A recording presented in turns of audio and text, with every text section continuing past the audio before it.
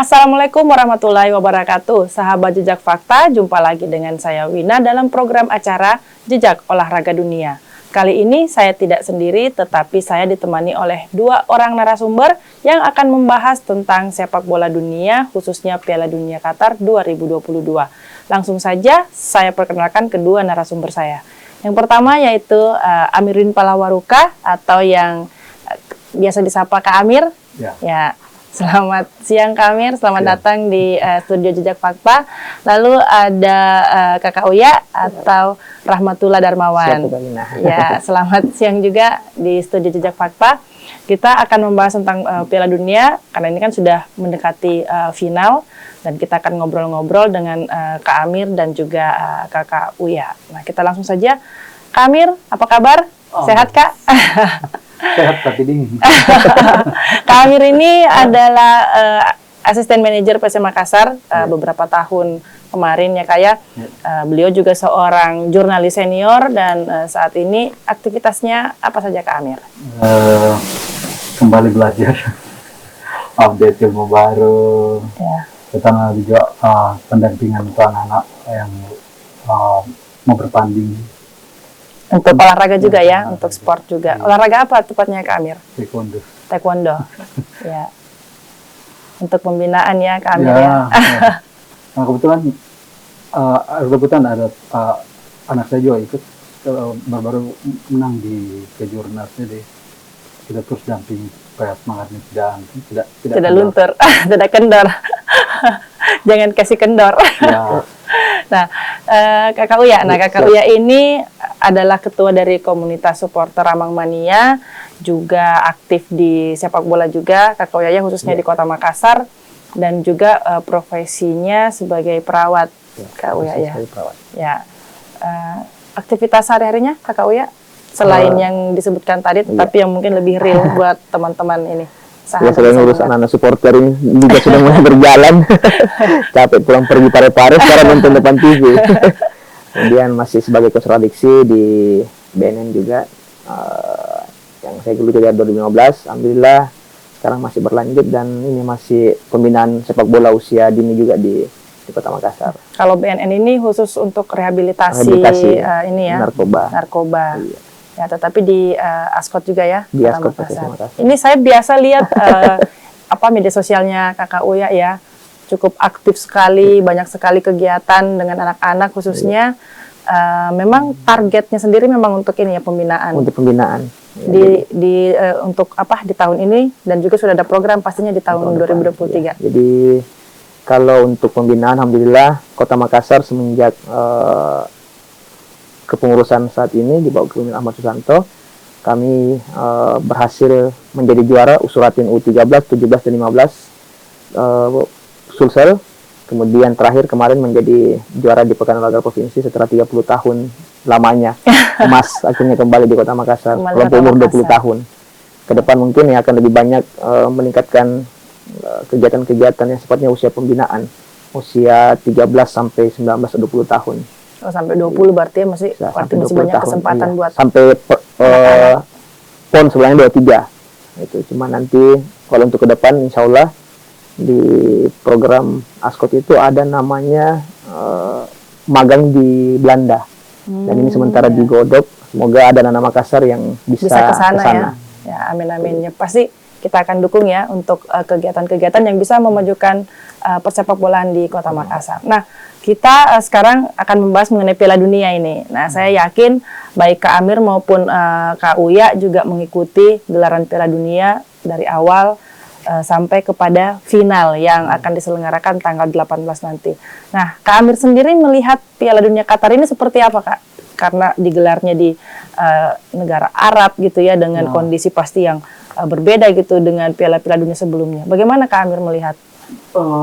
Kalau di antara semua Piala Dunia yang pernah saya saksikan, kelihatan ini memang yang jauh lebih berwarna, banyak kegiatan, terutama masuknya isu di luar sepak bola gitu ya. Tim yang kita tidak sangka menang, makanan yang jago malah kalah, menurut saya sangat menarik. Nah, kebetulan juga ini di Arab, jadi kita dapat nuansa yang berbeda. Ya. Kapan lagi ini Iya. supporter naik unta ya? Cuma karena tidak ada rezeki kita ke sana. Kalau Kakak Uya sendiri melihat Piala Dunia kali ini seperti apa? Sama dengan kami. Memang Piala Dunia kali ini cukup unik. Banyak sekali hal-hal yang sifatnya di luar dari prediksi kita sebelumnya. Dimulai dari kalahnya Argentina sama Arab Saudi, Ya. kemudian negara-negara Asia yang tidak pernah terhitung, Korea, Jepang juga bisa memenangkan pertandingan, itu di luar ekspektasi. Dan terakhir Maroko. Dan yang terakhir Maroko. Ya, saya sampai beli jersey-nya langsung Maroko. Luar biasa. Membuat orang jatuh cinta Iya, ya membuat dengan jatuh cinta. pergerakan mereka, dengan apa yang mereka perlihatkan, bukan hanya di dalam lapangan, Betul. tetapi sisi-sisi lain dari pemain-pemain Maroko ini menarik perhatian dunia seperti itu. Semua negara Arab jadi pindah dukungnya, sudah pada gugur kan di Qatar, gitu. Pada dukung Maroko Saya semuanya. dukung Maroko. Aduh. Nah, kalau untuk jagoan dari Kak Amir sendiri sebenarnya apa masih ada ini atau sudah tersingkir juga? Dari awal sebelum Piala Dunia dibuka, saya sendiri sebenarnya ada 2, Ya. satu Spanyol, satu Prancis. Ya. Nah, cuma kali ini kelihatannya saya mau ganti. Prancisnya tetap ada. Jadi kelihatannya saya masuk ke Maroko karena saya kalau nonton bola saya suka sensasi perlawanan juga. Kadang-kadang saya pilih yang underdog. Ya. Berarti yakin ini Maroko juga Ya, menjadi yakin juara 3 ya, sekali. Ya, yakin. dan Ya. Perancis yang Ya. akan back to back kembali Ya, menjadi betul. juara dunia. Ya. Kalau Kakak Uya, Ya, kalau saya yang penting Argentina. ini kayaknya ada satu teman kita juga di Jejak Fakta itu sangat tidak menginginkan Argentina menjadi juara dunia karena dia fans Belanda. Oh. Kalau saya fans Brasil. Oh, Kalau ya. di final yang penting Argentina. Karena secara ini ya, kalau sesama Amerika Latin Iya. ya, memang saingannya adalah Ya, Brasil. mirip-mirip El Clasico lah. Jadi siapa kira-kira ini kalau melihat sudah sejauh ini ya, sudah sampai di final lah gitu, kita sudah tidak membahas yang sudah lewat gitu, walaupun banyak sekali kejutan-kejutan yang mereka buat. Nah, kalau dari Kakak Uya, Ya, kalau dari segi permainan memang saya lihat Prancis masih lebih di atas. Jangan ngepel.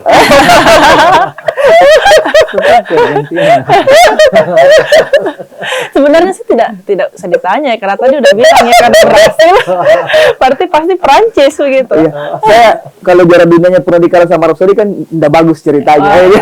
Ya, juara dunia tapi dikalah sama Arab Saudi.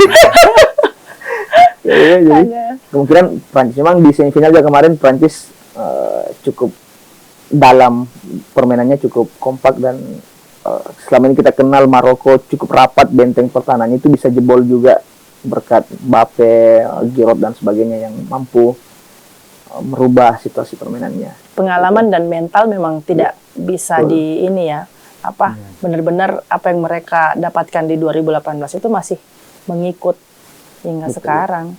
Kan hampir mayoritas masih X 2018. Iya, masih X 2018. Nah, kalau kita melihat head to head pelatih ini sebenarnya, kalau dari Kak Amir sendiri seperti apa melihat? Karena kan kalau seperti Argentina, walaupun ada pelatih, sosok Messi ini namanya lebih besar dari pelatih seperti itu. Ini kan pasti ada pengaruhnya juga di lapangan. Bagaimana Kak Amir melihat hal tersebut dibandingkan Prancis ya? Prancis kan kalau kita melihat Didier Deschamps kan pernah membawa Prancis juga juara dunia. Jadi siapapun yang ada di dalam sebagai pemain itu tidak bisa mengalahkan juga pesona dari sang pelatih. Di kondisi yang berbeda terjadi di Argentina. Bagaimana Kak Amir melihat sosok pelatih? Prancis kelihatannya tidak terlalu terganggu oleh fokus-fokus di luar sepak bola. Suasana tim bagus, kondusif bagus.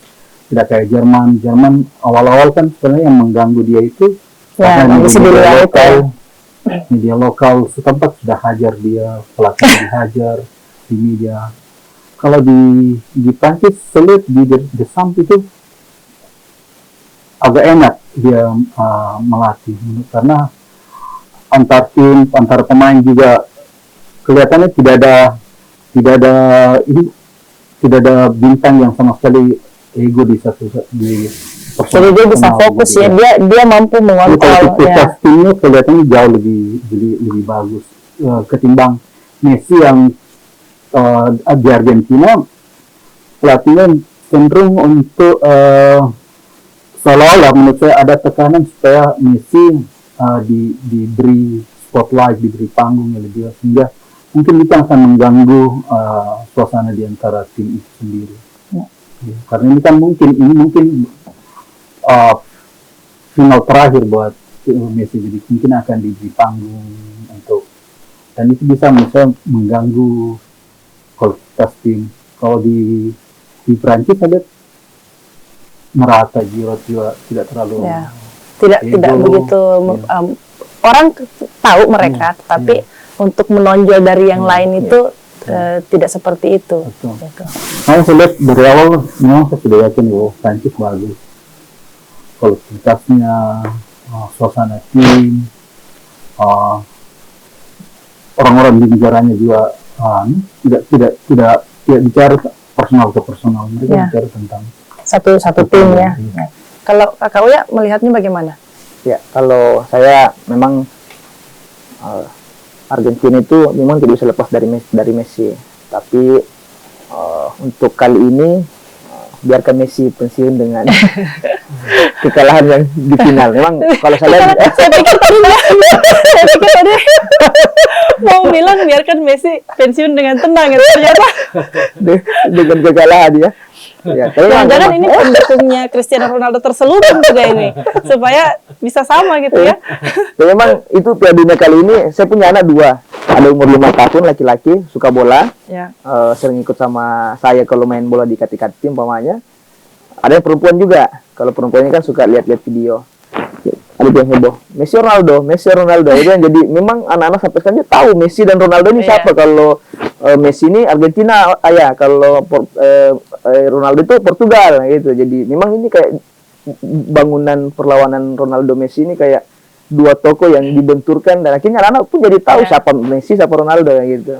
Nah, tapi kalau kembali ke Prancis Argentina, saya rasa memang kelihatan lebih stabil dan lebih tidak pernah turun performanya itu di semenjak Piala Dunia ini Prancis. Memang betul kata Amir, memang itu tadi tim yang bermain gitu. Kalau di sepak bola memang kalau tim yang fokus maka memenangkan kejuaraan itu lebih mudah. Kalau kita hanya personal yang jago bisa memenangkan pertandingan, tapi kalau kita bermain secara tim bisa memenangkan kejuaraan. Dan saya rasa Prancis mungkinan bisa juara dengan kualitas tim yang memang lebih baik sebenarnya dari Argentina. Kalau kita melihat dari babak grupnya sampai sekarang itu memang lebih stabil. Kita melihat isu-isu di luar sepak bola juga hampir pasti tidak pernah kita dengar begitu di media sosial sekalipun. Dan Mbappe juga lebih tenang di Piala Dunia kali ini. Iya, saya juga heran. Maksudnya yang kita dengar ya pada saat di luar Piala Dunia kan kita sering sekali mendengar isu-isu dia merasa seperti bintang, tapi kita tidak melihat itu di ini. Karena dia kan main di Qatar, pemilik klubnya. Iya. Sama Messi juga. Kita melihat dia ya sama saja dengan kita melihat Ousmane Dembele misalnya gitu kan, Giroud, Griezmann dan lain sebagainya gitu. Tidak ada yang secara skill ya tentu saja dia istimewa pastinya, tetapi pada saat kita melihat mereka dalam satu tim ya kita melihat ya sama seperti itu Prancis. Nah, ini kan Kak Amir maupun Kak Uya juga sudah terbiasa ya dengan kondisi di dalam tim pada saat akan bertanding misalnya dengan tensi-tensi yang tinggi. Khususnya ini Kak Amir pada saat di PSM kan kita pasti sudah tahu ya di pertandingan-pertandingan khusus tensi cukup tinggi seperti itu. Nah, mungkin Kak Amir bisa berbagi pengalaman melihat situasi seperti itu. Tentu saja pasti itu pun terjadi juga di negara-negara ini seperti Argentina dan Prancis di dalam mempersiapkan pertandingannya di final nanti. Bagaimana Kak Amir melihat tensi-tensi pada saat akan melakukan pertandingan yang betul-betul pertandingan yang penentu seperti itu? Ya, saya pikir ini karena ini bawa nama negara dan ini sudah sampai ke babak final. Tentu ada hasrat yang besar di antara masing-masing tim untuk tampil yang terbaik. Tentu ini jadi tugas berat buat pelatih menjaga emosi pemain, menjaga suasana kondusif di pemain, suasana tim, dan kelihatannya kalau ini harus pelatih memang harus lebih banyak lebih banyak konsentrasi untuk melihat strategi lawan di pertandingan sebelumnya, begitu juga di pelatih Argentina dan di pelatih Prancis. Saya pikir ini akan mungkin banyak analisa yang akan dibikin oleh tiap-tiap pelatih dalam final ini. Kalau kita melihat waktu istirahatnya nih Kak Amir, ini kan ada sedikit perbedaan ya. Argentina beristirahat lebih lama daripada Perancis, tetapi kita juga tahu di Perancis ini kebanyakan pemain muda yang saya pikir recovery-nya juga bisa lebih cepat. Bagaimana Kak Amir melihat hal tersebut? Ya memang recovery sangat penting, tapi juga kalau misalnya karena ini kan rata-rata yang bermain di Argentina dan bermain ini kan rata-rata mereka yang berada di klub dan sudah tahu mereka kebanyakan orang yang profesional, pasti mereka sadar bahwa recovery penting karena ini menyangkut stamina dan tidak ada jaminan bahwa pertandingan ini akan berakhir di 2 babak, mungkin akan sampai di ini ya, bisa saja sampai adu penalti ya. Recovery pasti, makanya saya bilang ini akan jadi tugas berat buat pelatih untuk menjaga emosi pemain, mental pemain, dan kita tahu waktu saya pernah dengar bahwa hampir semua persiapan sebuah tim itu tidak hanya di dalam tim, tapi juga ada di luar. Jadi kemungkinan untuk menjaga isu-isu dari luar, apa saja yang mengganggu suasana tim itu harus terjadi. Jadi kalau recovery menurut saya sudah hal biasa. Mereka sudah tahu ya dengan main di liga-liga ini ya. Tinggal liga besar. Staf pelatih ini yang harus terus menjaga supaya semangat pemain, kondisi fisik pemain tetap terjaga. Dan bagusnya ini karena ini kan di Qatar. Kalau di Qatar kan budaya-budaya mereka yang di orang-orang Eropa itu tidak bisa tersampaikan. Bayangkan kalau misalnya ini di Eropa, mereka pasti mungkin ada yang keluar jalan. Tapi kalau orang Barat ke Qatar keluar, dia tidak menemukan, mau ketemu alkohol tidak ketemu, mau tempat hiburan malam dia tidak ketemu. Jadi pada akhirnya mereka akan terus ke kamar. Jadi tetap tinggal di hotel stay di hotel. Memang harus dijaga karena tetap di hotel juga kan ya kadang-kadang membosankan. Jadi misalnya ini tugas beratnya sekarang ini pelatih dengan stafnya. Staf kepelatihan ya intinya. Nah, kalau Kakak Uya kan juga sering membawa ya beberapa tim walaupun kategori usianya lebih di bawah, tetapi kan yang namanya tensi itu tidak mengenal usia seperti itu. Pada saat bertanding pun kadang apakah tensi itu muncul karena kondisi lawan atau kondisi panitia dan segala macam. Bagaimana Kakak Uya melihat situasi tersebut? Ya kalau pengalaman mendampingi anak-anak Makassar dalam bermain bola, kan ini sepak bola ini di Makassar anak-anak ini punya 2 penyakit ya. Pak Bambangan Natolo sama mati-mati jangan tuh, kalau lawannya kuat-kuat dia main, kalau lawannya lemah kalah gitu. Nah ini yang pertama karakter anak Makassar gitu ya. Jadi kemarin kita itu lebih cenderung merubah karakter mereka dulu. Kita tanamkan mental juara dulu. Jadi mulai dari tos, doa, memang tujuan kita dari awal itu juara, jadi mental. Dan memang saya lihat kalau untuk Argentina dan Prancis ini memang layak ada di final karena memang mereka punya semangat ke final, semangat juara. Nah kalau untuk mendampingi tim memang mendekati laga-laga final seperti ini itu biasanya anak-anak itu punya 2 pikiran. Yang pertama mereka bersiap untuk juara tapi tidak siap untuk kalah. Nah mentalnya yang harus diperbaiki. Tujuannya dia kalau kamu bermain bagus, kualitas timmu jaga, bukan satu orang yang sama kami saya setuju kalau Messi yang dibuat sebagai mega bintang, bisa jadi Argentina memang mudah untuk tergelincir. Kenapa? Karena dalam sepak bola itu satu orang itu tidak bisa diandalkan, memang harus 11 orang seperti itu. Semoga dengan mental yang baik, kedua tim ini sudah mental permainan recovery sudah aman semua saya kira. Tinggal bagaimana mereka memperlihatkan di atas lapangan kemampuan mereka dengan baik, menghilangkan semua pikiran-pikiran, fokusnya memang ke juara saja. Ya. Nah, pertanyaan terakhir tadi sebenarnya sudah disampaikan, tetapi kita ingin mempertegas saja. Siapa yang akan menjadi juara dunia? Dari Kak Amir. Oh, jelas Prancis.